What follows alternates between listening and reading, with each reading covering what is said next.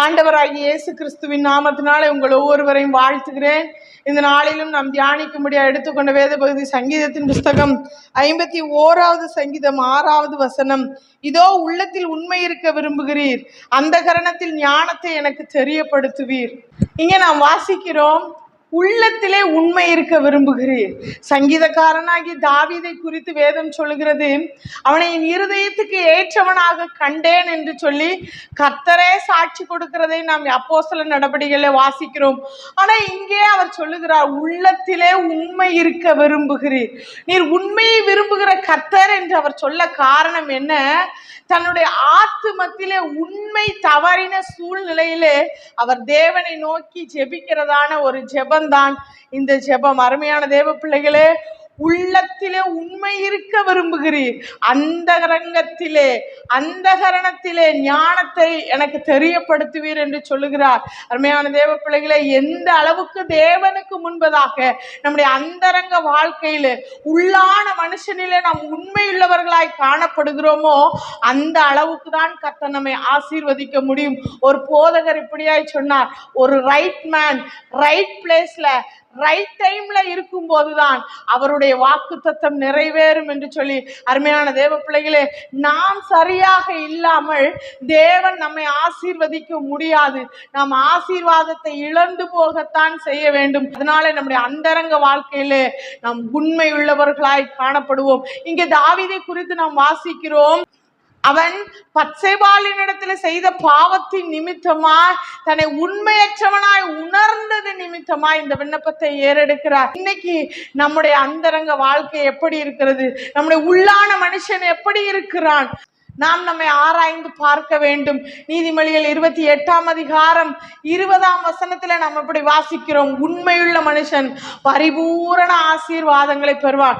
ஒருவேளை நம்முடைய கைகளின் கிரியைகள், அதாவது நம்முடைய வேலைகள் உண்மையுள்ளதாய் இருக்கலாம், நம்முடைய பொருளாதார காரியங்களிலே நாம் எஜமானுக்கு உண்மையுள்ளவர்களாய் இருக்கலாம், மற்ற எல்லா சூழ்நிலையிலும் உண்மையுள்ளவர்களாய் இருக்கலாம். ஆனா இருதயத்தை ஆராய்கிறவர் கர்த்தர் மாத்திரமே. மனுஷனுடைய பார்வையிலே இவர்கள் எல்லாவற்றிலும் உண்மையுள்ளவர்களா இருக்கிறாங்கன்னு நம்ம சர்டிபிகேட் வாங்கலாம்.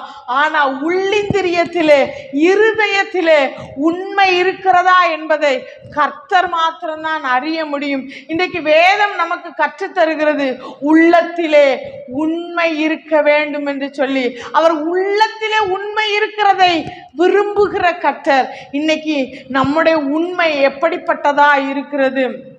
சங்கீதம் 101:6 நம்ம இப்படி வாசிக்கிறோம், தேசத்தில் உண்மையானவர்கள் என்னோட வாசம் பண்ணும்படி என் கண்கள் அவர்கள் மேல் நோக்கமாய் இருக்கும், உத்தமமான வழியில் நடக்கிறவன் என்னை சேவிப்பான். உண்மையாய் நடக்கிறவங்க தான், உத்தமமா நடக்கிறவங்க தான் அவரோடு வாசம் பண்ண முடியும். அவரை சேவிக்க வேண்டும், ஆனால் நம்முடைய உள்ளத்திலே உண்மை இருக்க வேண்டும். நீதிமொழிகள் 12:22 எப்படி வாசிக்கிறோம், பொய் உதடுகள் கர்த்தருக்கு அருவருப்பானவைகள், உண்மையாய் நடக்கிறவர்களோ அவருக்கு பிரியம். யார் உண்மையா நடக்கிறாங்களோ அவங்க மேலதான் கர்த்தர் பிரியப்படுகிறார் என்று சொல்லி வேதம் சொல்லுகிறது. பொய் உதடுகள் நமக்கு வேண்டாம், உண்மையாய் நடக்கிறவங்களா நம்ம வாழுவோம். ஒருவேளை நாம் சொல்லுகிற பொய் நிமித்தமா இந்த பூமியில பலவற்றை சாதிக்கிறது போல நமக்கு ஒரு திருப்தி இருக்கலாம், ஆனா அது தேவனுடைய பார்வையிலே அருவருப்பானது என்பதை மாத்திரம் நாம் உணர்ந்து கொள்ள வேண்டும்.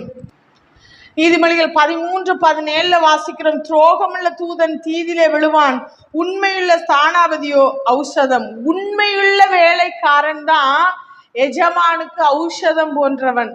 அதாவது உண்மையுள்ள மனுஷங்களை வேலைக்கு அமர்த்துகிறது நிமித்தமா, உண்மையுள்ள மனுஷங்களை தங்களுடைய காரியமாய் அனுப்புகிறது நிமித்தமாய் எந்த ஒரு வேதனை இல்லாமல் வாழ முடியும். அதைத்தான் நம்ம இங்கே வாசிக்கிறோம், உண்மையுள்ள ஸ்தானாபதியோ ஔஷதம். ஒரு இளைப்பாறுதல், ஒரு சமாதானம் அங்கே காணப்படும். வேதத்திலே எசேக்கியா ராஜாவை குறித்து ஏசாயா தீர்க்கதரிசி இப்படி எழுதுகிறார், 38ஆம் அதிகாரம் 3ஆம் வசனத்தில் இப்படி வாசிக்கிறோம், கர்த்தாவே, நான் உமக்கு முன்பாக உண்மையும் மன உத்தமமாய் நடந்து உமது பார்வைக்கு நலமானதை செய்தேன் என்பதை நினைத்தருளும் என்று விண்ணப்பம் பண்ணி எசேக்கியா மிகவும் அழுதான்.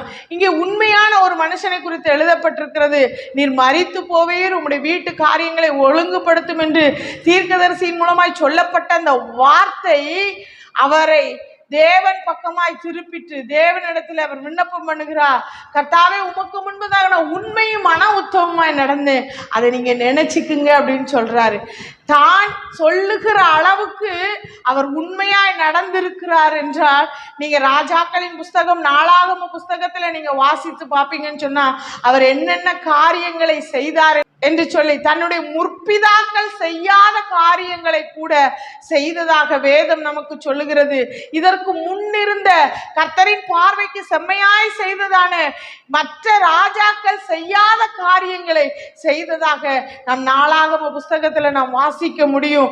ஒருவேளை நீங்க இதை ஆராய்ந்து பார்க்க ஆசைப்படுவீர்களே ஆனால், இதற்கு முன்பதாக நான் பேசினதான ஒரு வேத தியானம், உத்தமனின் உயிர் மீட்சி திட்டங்கள், அதை நீங்க போய் பார்ப்பீங்க அப்படின்னு சொன்னா, எசேக்கியா ராஜா என்னெல்லாம் செய்தார் அப்படிங்கிறத நாம் அங்க பார்க்க முடியும். அருமையான தேவ பிள்ளைகளே, அவ்வளோ உண்மையாய் கர்த்தருக்கு நடந்த ஒரு மனுஷன். அதனால ஏசாயா தீர்க்கதரிசி அரண்மனையின் பாதி முற்றத்துக்கு கூட போகல. கர்த்தர் எசேக்கியா ராஜாவின் விண்ணப்பத்தை கேட்டு அங்கே தீர்க்கதரிசியை மறுபடியும் அனுப்புகிறார் ராஜாவின் இடத்துல. நீ போய் எசேக்கியாவின் இடத்துல சொல்லு, உன் விண்ணப்பத்தை கேட்டேன், உன் கண்ணீரை நான் கண்டேன், உன் ஆயுசு நாட்களை நான் 15 ஆண்டுகள் கூட்டி தருவேன் என்று அங்கே வாக்கு பண்ணுகிறார். அருமையான தேவ பிள்ளைகளே, இன்றைக்கு நம்முடைய உண்மை தேவனுடைய திட்டத்தையே மாற்றுகிறதா இருக்கிறதா, அல்லது தேவன் நம்மை வெறுக்கிற உண்மையா இருக்கிறதா? அருமையான தேவ பிள்ளைகளே, நாம் கொஞ்சம் ஆராய்ந்து பார்க்க வேண்டும். யாக்கோபை குறித்து நாம் வேதத்திலே வாசிக்கிறோம். லாபானுக்கு உண்மையாய் அவன் இருந்த அந்த நாட்களிலே எவ்வளவு உண்மையாய் இருந்தான் என்பதை ஆதியாகமத்தின் புஸ்தகம் 31ஆம் அதிகாரம் 38ஆம் வசனத்திலிருந்து 42ஆம் வசனம் வரைக்கும் நாம் அதை வாசிக்கலாம். தன்னுடைய உண்மையை தன் மாமனாகிய லாபானுக்கு அங்கே எடுத்து சொல்லுகிறார். அவன் அவ்வளோ உண்மையா இருந்ததுனாலதான் நேற்றைய தினத்திலே இரவு வேளையிலே கர்த்தருடைய தூதன் எனக்கு தரிசனமாகி, நீ யாக்கோபோட நலமானது இல்லாமல் வேறொன்றையும் பேசக்கூடாது, நீ எச்சரித்தான் என்கிறதான ஒரு வார்த்தையும் கூட லாபான் அங்கே சொல்லுகிறார். அருமையான தேவ பிள்ளைகளே, உண்மையான மனுஷர்கள் தண்டிக்கப்படுறத கூட கர்த்தர் விரும்பலங்க. நீங்க அங்க யாக்கோபை குறித்து பாப்பீங்கன்னு சொன்னா, அவன் அவ்வளோ உண்மையா இருக்கிறான் என்பதை 31ஆம் அதிகாரத்துல வாசிக்கிறோம். 32ஆம் அதிகாரம் 10ஆம் வசனத்துல வாசிக்கும் பொழுது, அவன் 2 சேனை பரிவாரங்களோட கர்த்தர் தனக்கு வாக்கு பண்ணினது போல தன் தகப்பன் தேசத்துக்கு திரும்பி வர கிருபை செய்கிறார். அருமையான தேவ பிள்ளைகளே, இன்றைக்கும் கூட ஒருவேளை என் உண்மை மறைக்கப்பட்டிருக்கிறது, இத்தனை ஆண்டுகள் ஆகியும் என் உண்மைக்கு பலன் இல்லையே, நான் உண்மையாய் இருந்து எதை கண்டேன்னு சொல்லி நீங்க அங்கலாய்க்கலாம். கர்த்தர் இன்றைக்கு உங்களுக்கு வாக்கு பண்ணுகிறார். எசேக்கியா ராஜாவின் உண்மையை கண்ட கர்த்தர் ஆயுசு நாட்களை கூட்டி மீண்டும் ஒரு ஆண் குழந்தையை அங்கே கொடுத்தார் என்று நம்ம வாசிக்கிறோம். அருமையான தேவ பிள்ளைகளே, யாக்கோபை பார்ப்பீர்களேனால் 2 சேனை பரிவாரங்களை அவன் பெற்றுக்கொள்ளுகிற அளவுக்கு கர்த்தர் ஆசீர்வதித்தார். இன்றைக்கும் ஒருவேளை உங்களுடைய உண்மை மறைக்கப்பட்டிருக்கலாம், வாக்கு தத்தத்தின் நிறைவேறுதலை நோக்கி பயணித்துக் கொண்டிருக்கிறீர்கள் என்பதை மறந்து போகாதீர்கள். சொன்னதை செய்கிற வரைக்கும் கைவிடாத தேவன், உண்மைக்கு தக்க பலன் அளிக்கிற தெய்வம். அவர் நம்முடைய கைகளின் சுத்தத்துக்கு தக்கதாக நமக்கு பலன் அளிக்கிற கர்த்தர். நிச்சயமாய் நம்முடைய உண்மையை விளங்க செய்கிற தெய்வம். கட்டாயமாய் உண்மையுள்ள மனுஷன் பரிபூரண ஆசீர்வாதங்களை பெறுவான். நம் ஜெபிப்போமா? அன்பின் பரலோக பிதாவே, உம்மை நன்றியோடு ஸ்தோத்தரிக்கிறோம். ஆண்டவரே, தகப்பனே, நீர் உண்மையை விரும்புகிற கர்த்தர், எங்களோட உள்ளத்துல உண்மை இருக்க விரும்புகிற தெய்வம். ஆண்டவரே, அந்தரங்கத்தை பார்க்கிற என் தேவனுக்கு முன்பதாக உண்மையுள்ளவர்களாய் காணப்பட எங்களுக்கு கிருபைதாங்கப்பா. ஆண்டவரே, யாரெல்லாம் உண்மையோடு இருக்கிறேன், என் வாழ்க்கையில பலன் அனுபவிக்கலேன்னு அங்கலாய்க்கிறாங்களோ, அவங்க வாழ்க்கையில நீங்க பலன் அனுப்பீராக. செய்கைக்கு தக்க பலனை கட்டளையிடும்படியாய் நாங்கள் செபிக்கிறோம். உன் கிரியைக்கு பலன் உண்டு என்று கர்த்தர் சொல்லுகிறார். பிள்ளைகள் ஆண்டவரே படுகிற எல்லா உபத்திரவங்களிலும் உண்மையா இருக்கிறதை கர்த்தர் நீங்க அறிந்திருக்கிறீங்கப்பா. அவங்க கைகளின் செய்கைக்கு தக்கதாய், சுத்தத்துக்கு தக்கதாய் கர்த்தர் பலன் அளிப்பீராக. அவனவனுக்கு நான் அளிக்கும் பலன் என்னோடு கூட வருகிறதுன்னு வாசிக்கிறோமே. ஆண்டவரே, யாரெல்லாம் உண்மையாய் உண்மை சேவித்தார்களோ, யாரெல்லாம் உமக்கு முன்பதாக உத்தமமாய் நடந்து கொண்டார்களோ, ஆண்டவரே உம்மோடு கூட வாசம் பண்ணும்படியா, ஆண்டவரே உம்மை சேவிக்கும்படியான ஒரு பாக்கியம் அவர்களுக்கு உண்டாகட்டும். அவருடைய உண்மைக்கு தக்க கர்த்தர் இந்த பூமியிலே சரி கட்டுவீராக, பலனளிப்பீராக. பலனளிக்கிற தேவனுடைய கரத்திலே எங்களை அர்ப்பணிக்கிறோம். இயேசு கிறிஸ்துவின் மூலம் ஜெபங்கேளு நல்ல பிதாவே. ஆமென், ஆமென்.